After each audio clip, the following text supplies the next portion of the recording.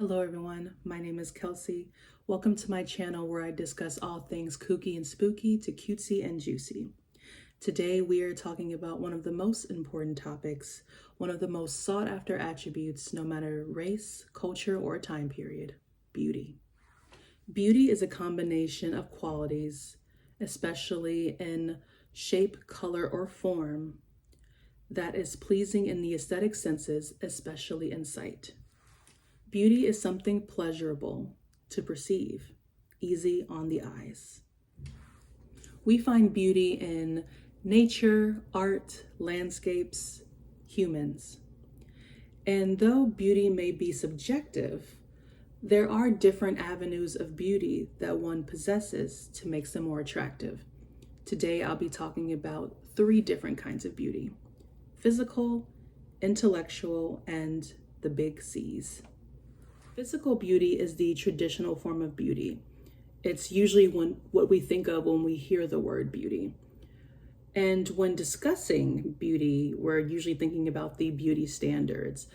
Beauty can be defined by body shapes, facial features, symmetry, hairstyles, accessory, skin tone, skin clarity. Though a lot of our typical beauty standards are very Eurocentric, that's not always the case everywhere. In many cases, especially in the arts, things that are considered abnormal or against the beauty standard are things that are really considered beautiful. So things such as asymmetrical facial features, large noses, unique skin conditions like vitiligo or albinism. Those are things that are considered beautiful that in most cases or in our beauty standards world are not. Based on where you are and what's considered the beauty standard, you usually try to adhere to it. So I'll say, again, in more Eurocentric cases, having a larger nose is not considered attractive, or if you have a bump on your nose, that's not considered attractive. So you may get people that contour their nose, or they go get some type of cosmetic surgery to change things. There are people that get things even for their body. We get breast augmentations. We have BBLs. Like, we have so many things now to cater to certain beauty aesthetics or beauty standards. And even some of the ones that I listed are not even considered Eurocentric, but they're beautiful to someone. And sometimes we may not always have these beauty standards naturally. So we may go out and get makeup, or, we learn how to do our makeup. We go get those surgeries. And beauty, I feel like physical beauty is easily one of the things that you can get. It takes time, it takes practice, but physical beauty to me is actually one of the easiest things out of the different beauty categories that I'll be discussing today. It's the easiest to obtain, maybe not maintain, but you don't need to have a whole lot of money to be able to create a certain look. Beauty is not always about what we see. Sometimes it's about how we feel. Beauty is something pleasurable. It's something that gives us satisfaction.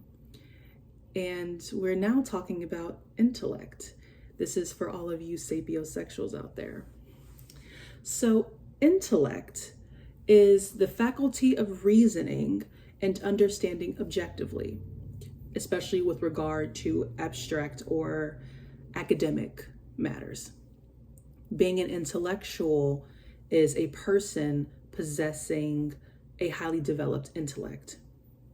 So usually when we think of intellects, we think of people who parade around discussing politics, math, science, or what we consider as smart topics. What if you aren't interested in academic topics? That's no issue. This is where your interests and hobbies come in. You get to show off your niche interest. You get to just show your deep knowledge and your understanding of them. You see, I know that I said intellect, but this is really about also having interest. It's about being interesting. So maybe I'll change that later from intellectual to interesting. We'll see. So for example, I am not into your traditional science, your physical science. I am not a chemist, but I have a love for perfume and I have an interest in studying how it's made. I've gotten very deep into perfumery. I learned different notes. I know what they mean. I know how they smell. I've learned how certain compounds are made to create certain scents. I have learned and created my own scented body butters and scrubs. I've had people consult me about what kinds of fragrances may fit their interest. And this is just a love of mine, and it's not for money. No one pulled me into it. It's a natural interest. And I've been able to use these useless facts. I've been able to learn about these useless facts about smelly juice that others may not care about, but it's something that I'm privy to and I'm proud to share when I get a moment, and it makes me interesting. Being able to have the beauty of being interesting, being able to have knowledge on something. This is what I'm mainly talking about. You don't have to be someone that is interested in the psychology or all the secrets of the world. You do not have to be that kind of person. But there is a beauty in being interesting. There is a beauty in having a life. There's a beauty in being able to have something to talk about. And, being able to just be yourself. So learn how to find your interest and be able to show them off. And we like people that have things going on, even if they are vastly different from ours. We enjoy like-minded people, but we love a good surprise. Pull something out of your hat. Next are the big C's. And I only did big C's because I couldn't figure out which C to use.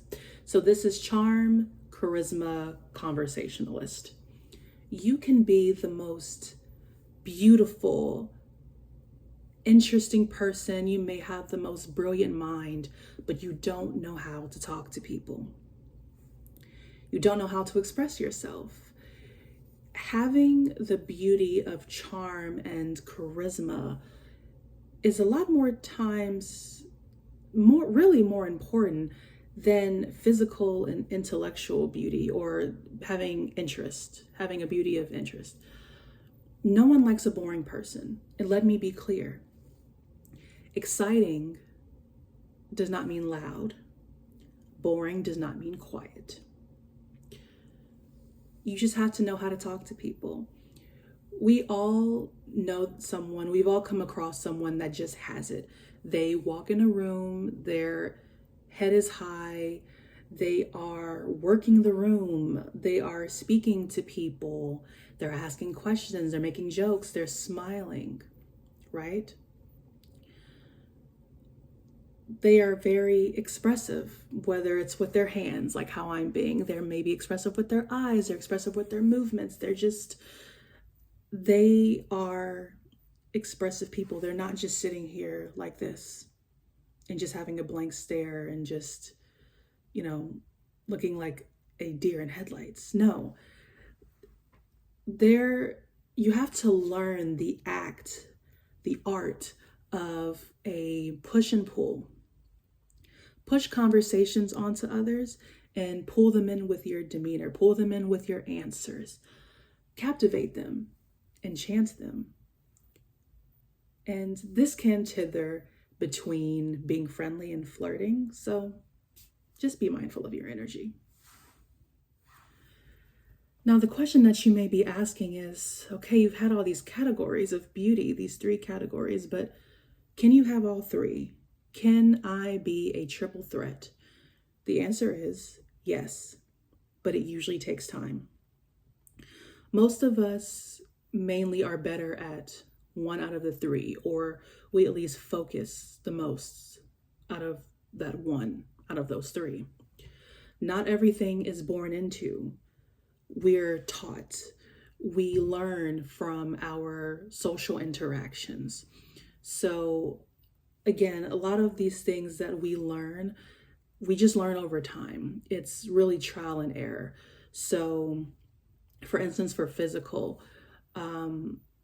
maybe you haven't realized your physical beauty yet, but what you can learn to do is do your makeup to play up your face, play up your features. Learn not to hate what you have, and in fact, to work with what you have. As far as intellectual or, interesting, being able to find things that resonate with you. What are things that you like? What are things that you genuinely like? What are things that you feel like you can't shut up about, right? And if it's something that you like that much that you can't shut up about, then usually you might find your way into being charismatic about that topic, and you can easily talk to people about that topic. And if you're able to talk about one thing, then you can also work on being charismatic in just any type of social interaction and situation. So any of these things can really be practiced. It just takes time. Now let's discuss some pros and cons of the different beauty avenues. So physical beauty definitely gives you a lot of chances to be in spaces and get different opportunities. People like to look at pretty people and pretty things. And it always helps if you aren't looking at an eyesore, right? And this is not to be mean. It's really just more about the human nature. We like looking at pretty things. We like looking at shiny things. Think about when you go to a store. There are stores that you're more likely to go into because it catches your eye. It's kind of like the difference between when people like to go to Target versus Walmart. When you go to Target, it's bright, it's white, there's so many colors, the bright red, versus when you go to Walmart, you might feel like, oh, it's kind of dreary in here. It feels like a warehouse. There's not a lot of excitement. So having physical beauty definitely is exciting. It makes people want to come to you. The big C's get people more interested in you. So this is the charm, the charisma, being conversationalist. It keeps people being interested in you. It keeps people wanting more. It makes them want to go beyond the surface. The physical. People are attracted to the flesh first, then what comes out of your mouth and your demeanor. Lastly, intellect. Intellect, and I may say this loosely, but intellect is what makes people stay. Your interest, that's usually what makes people stay. Unless you come across someone that just wants a pretty trophy, they don't care about your interest, and they don't care about you being an airhead. There are people like that, and you can use that to your advantage. From what I've seen, most times, any type of relationship, partnership, those are usually very short-lived because it's very superficial. So just a warning on that. We tend to focus on certain beauty for different occasions. So for example, for work, the beauty that we usually will focus on is intelligence or intellect with slight charisma. And the charisma is really to get people to work with us and be on our side. Your physical beauty coming in to be showcased may not always be looked at as favorable because your physical beauty can be considered distracting. And we've seen this a lot where you have someone beautiful, they may be really smart, but people cannot get past how beautiful they are, and it causes a fuss. People feel like they can't get their work done because this person is just so attractive. They're so beautiful. They're so captivating. And so we unfortunately see a downfall in beautiful people in the workplace. Other examples are parties. So specifically for nights out, looking beautiful, being physically beautiful may get people to come up to you, buy you a drink, be nice to you. If you are in a different type of setting, like a benefit or like something with a charity, being knowledgeable about a charity's mission and passionately sharing its importance to you. That is beauty. Being able to express yourself, being able to have an interest, being able to just put those things together, that is an art form. And depending on your location, depending on your area, the beauty might be different, but to be honest, having all three types of beauty really does help. So I want you to realize that, yes, you can have the three different types of beauty, and it's okay because we're humans. We are multifaceted. We're not just supposed to be one thing. So it's okay if you want to be a philosophical brainiac by day and you want to be a pretty trophy arm candy by night. It's okay if you don't always want to be known for your mind, but how breathtaking you are. It's okay to want to be remembered by how you carry your room, how you have people wrapped around your finger with no intention of meeting them again, just making a lasting impression. We're humans that have many parts. We compartmentalize. It's just like how we have certain friends for certain times. You've hit the jackpot if you've been able to form friendships, partnerships where they have been able to love and appreciate all aspects of your beauty. People like to compartmentalize by what they see. Unfortunately, especially with women. When women are beautiful, there's this assumption that she mustn't be very bright, but she could be very charismatic because people think everyone must like her if she's pretty. If she's bright, it's a plus that she's beautiful. You've lucked out. Sometimes intelligence arouses people. Other times it scares others away because they either don't share that same interest or they just don't have much to offer in that degree. And we have so much media now about how to play up certain beauty, such as the popular book Art of Seduction by Robert Greene, or the study of female archetypes. Where do you fit in? What's your core? What's your aesthetic? Are you a baddie? Are you into dark academia? Just trying to compartmentalize you, kind of box you into one thing. And if you take nothing else from this video, please learn to create your own beauty and use it to your benefit. You can always form your perfect ideal mold. You can be hot, you can be intelligent, and you can know how to talk to people. You are limitless. Act like it. Thank you for tuning in into today's discussion. I look forward to sharing more of my mind with you all.